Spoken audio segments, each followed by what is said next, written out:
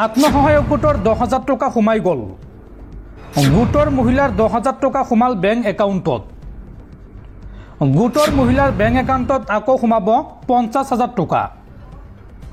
ৰাজ্যৰ মুখ্যমন্ত্ৰী হিমন্ত বিশ্ব শৰ্মাৰ উপস্থিতিত সোমাল গোটৰ 10,000 টকা। আৰু লগতে আজিৰ পৰা হ্ৰাস পাব বিদ্যুৎ মাচুল।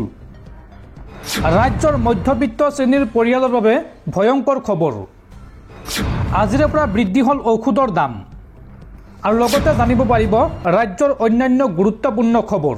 নমস্কাৰ। ৰাজ্যৰ প্ৰথমটো ডাঙৰ গুৰুত্বপূৰ্ণ খবৰ হৈছে ৰাজ্যৰ মহিলাসকলৰ কাৰণে আত্মসহায়ক গোটৰ মহিলাৰ বেংক একাউণ্টত সোমাই গ'ল 10,000 টকা। ৰাজ্যৰ লাখ লাখ মহিলাৰ বাবে আহি গ'ল এটা ভাল খবৰ। আজি লাখ লাখ মহিলাই লাভ কৰিলে লাখপতি বাইদেউ আঁচনিৰ ধন। 1 এপ্ৰিল অৰ্থাৎ আজি আত্মসহায়ক গোটৰ মহিলাৰ একাউণ্টত সোমাই গ'ল প্ৰথম কিস্তিৰ ধন।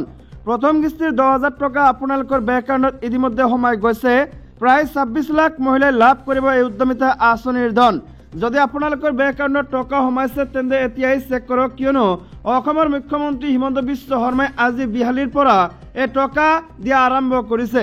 আপোনালোকৰ বেংক একাউণ্ট এবাৰ চেক কৰিব। ৰাতিপুৱা 10 বজাতে এই টকা সোমাইছে আপোনাৰ বেংক একাউণ্টত। এই খবৰটো হৈছে ভাল খবৰ। ৰাজ্যত হ্ৰাস পালে বিদ্যুতৰ মাচুল আৰু এই ঘোষণা কৰিলে ৰাজ্যৰ মুখ্যমন্ত্ৰীগৰাকীয়ে। আজি 1 এপ্ৰিল অৰ্থাৎ এপ্ৰিল ফুল। আজিৰ দিনটোত মানুহক মূৰ্খ সজোৱা হয়। বিভিন্নজনে বন্ধু বান্ধৱী বা আত্মীয়ক আজিৰ দিনটোত মিছা কথা কৈ মূৰ্খ সজায়। যেতিয়া তেওঁ মিছাটো মানি লয় তেতিয়া এপ্ৰিল ফুল বুলি চিঞৰে। এই এপ্ৰিল ফুলৰ দিনাই মুখ্যমন্ত্ৰী হিমন্ত বিশ্ব শৰ্মাই ৰাজ্যবাসীক দিলে এটা ভাল খবৰ। সামাজিক মাধ্যমৰ জৰিয়তে মুখ্যমন্ত্ৰীগৰাকীয়ে কয় যে ৰাজ্যত হ্ৰাস পাব বিদ্যুতৰ মাচুল। ইয়াৰ উপৰি এয়া এপ্ৰিল ফুল নহয়, এয়া সঁচা খবৰ বুলি কয় হিমন্ত বিশ্ব শৰ্মাই। মুখ্যমন্ত্ৰীয়ে কৰা ঘোষণা অনুসৰি 1 এপ্ৰিলৰ পৰা ৰাজ্যৰ প্ৰতিটো পৰিয়ালৰ বিদ্যুতৰ মাচুল হ্ৰাস পাব। প্ৰতিটো ইউনিটত 1 টকাকৈ ৰেহাই পাব সকলোৱে। গতিকে পূৰ্বতকৈ বিদ্যুতৰ মাচুলৰ ক্ষেত্ৰত কম টকা ভৰিব লাগিব ৰাইজে। যোগ্য যে ৰাজ্যত মূল্য বৃদ্ধিয়ে জনতাক বহু পৰিমাণে সমস্যাত পেলাইছে। ইয়াৰ মাজতে আজিৰ পৰা বৃদ্ধি হৈছে প্ৰায় 800বিধ অত্যাৱশ্যকীয় ঔষধৰ মূল্য। গতিকে মূল্য বৃদ্ধিৰ মাজতো বিদ্যুতৰ মাচুল হ্ৰাসে ৰাজ্যবাসীক কিছু সকাহ প্ৰদান কৰিব। এই সন্দৰ্ভত শৰ্মাই সামাজিক মাধ্যমত লিখি কয় যে আজি এপ্ৰিলৰ 1 তাৰিখ।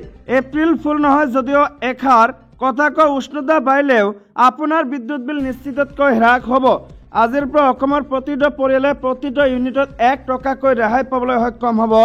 উল্লেখযোগ্য যে এই ৰেহাইৰ হাৰে বছৰৰ শেষত আৰু অধিক সকাহেৰে আপোনাক শান্তি প্ৰদান কৰিবলৈ সাজু হৈছে। খবৰটো হৈছে 1 এপ্ৰিলৰ পৰা পুনৰ বৃদ্ধি পাব 784 বিধ ঔষধৰ মূল্য।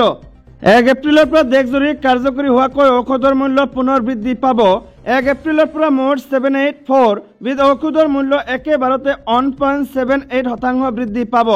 1 এপ্ৰিলৰ পৰা দেশজুৰি কাৰ্যকৰী হ'ব বৰ্ধিত মূল্য। বৃদ্ধি হ'বলগীয়া এই ঔষধৰ ভিতৰত জ্বৰৰ পৰা আৰম্ভ কৰি ৰক্তজনিত ৰোগ, হৃদৰোগ, বৃক্ক ৰোগলৈকে সকলো ৰোগেৰেই ঔষধ আছে। উল্লেখযোগ্য যে ইতিমধ্যে যোৱা প্ৰায় 2 পৰা 3টা বছৰত একাধিকবাৰ ঔষধৰ মূল্য বৃদ্ধি হোৱাৰ ফলত দৰিদ্ৰ নিম্ন মধ্যবিত্ত পৰিয়ালসমূহ বাৰুকে প্ৰভাৱিত হৈছে। এনে পৰিস্থিতিত পুনৰ 784টা ঔষধৰ পাইকাৰী বজাৰৰ মূল্য এবাৰতে বৃদ্ধি হোৱাৰ ফলত চিকিৎসা ব্যৱস্থাটো যে দৰিদ্ৰ নিম্ন মধ্যবিত্ত শ্ৰেণীৰ বাবে যে প্ৰায় অসহনীয় হৈ পৰিব সেয়া নিশ্চিত। যিবোৰ ঔষধৰ দাম বৃদ্ধি হ'ব সেইবোৰৰ ভিতৰত প্ৰায় সকলো ধৰণৰ ৰক্তচাপ, বৃক্ক আৰু ৰক্তজনিত ঔষধ, ৰোগ যেনে হিমোফিলিয়া, চিকেল চেল, তেজ পাতল কৰা ঔষধ, তেজ জমা কৰা ঔষধ আদিও আছে। কলেষ্ট্ৰল, ইনচুলিন, ডায়েৰিয়া, গেষ্ট্ৰক, পক্ষাঘাতৰ বিষনাশক ঔষধৰ লগতে জ্বৰৰ ঔষধৰ মূল্য বৃদ্ধিৰ তালিকাত অন্তৰ্ভুক্তও আছে। মন কৰিবলগীয়া যে এই মূল্য বৃদ্ধি পূৰ্বৰ দৰে ষ্টিপৰ ক্ষেত্ৰত নহয়।